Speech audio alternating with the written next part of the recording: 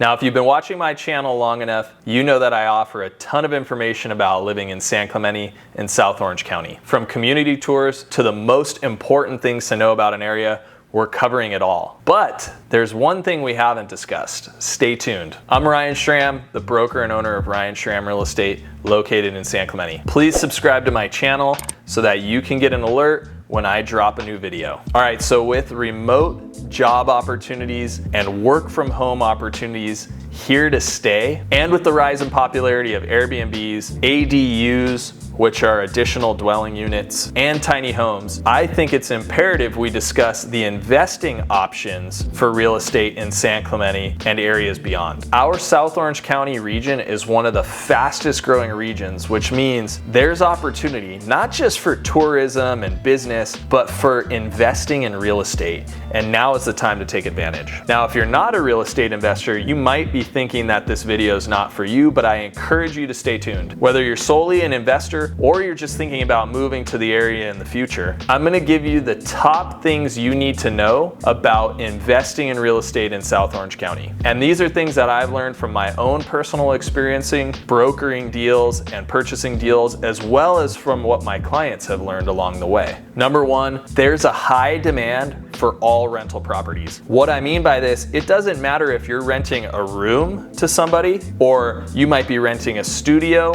or a 6-bedroom home with a huge ocean view.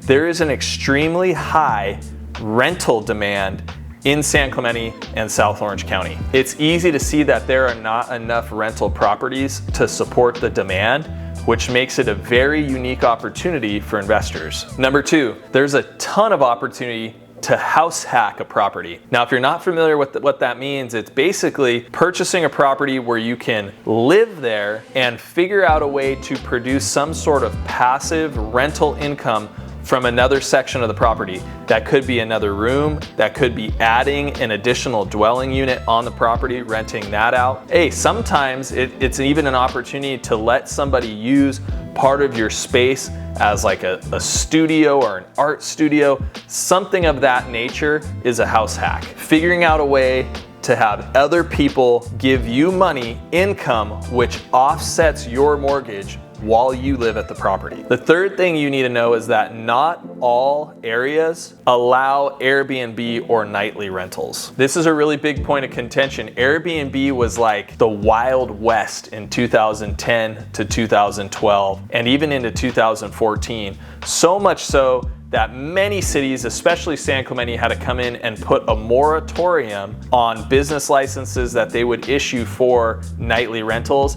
And furthermore, they had to put in a zoning map into place to the specific areas where nightly rentals are allowed. Now, if a property doesn't fall within that area, you can check with the city directly to see if there's an opportunity for a nightly rental permit there. But generally speaking, if a property doesn't fall within those zones, it's 30 days minimum rental requirement. The fourth thing you need to know is that building an ADU has gotten way easier. The state has put many forms of legislation in effect to help homeowners build an ADU where they otherwise wouldn't have been able to.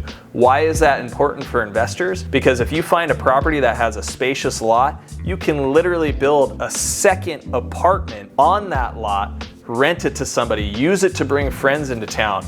It's a great investment. And that ADU, for example, might cost you, let's say, $200 or $300 per square foot to build in San Clemente. When you go to sell your property, the additional value that you would add to your piece of real estate with an ADU might be $400, $600, $700 per square foot for the extra square footage of that ADU. And the fifth thing, purchasing an investment property versus purchasing a primary residence is going to have some different nuances. For example, if you're financing that purchase, a bank or a lender is going to want to see that you put a larger percentage down on an investment property, and there's also going to be a larger percent of interest charged on that loan simply because it's an investment. Now, a little bonus tip and something that I found fascinating about real estate investing in beach cities. Generally speaking, beach city real estate appreciates at a much more rapid pace than something out in the Midwest of the country, let's say. You can look historically at the rate of appreciation for properties that are in this coastal market. The opportunity on the appreciation side in the beach cities of South Orange County is huge. The rents are good, but the return on investment or the capitalization rate on the investment, it might not be as high as other parts of the country, but I guarantee you, you will not find a place that appreciates so well historically as California beach cities, especially in South Orange County. Now, purchasing an investment property might sound like a huge venture at first, but I guarantee you, if you plan to hold that investment for 10, 20, or 30 years, I've seen it firsthand from my clients who have done this. There is really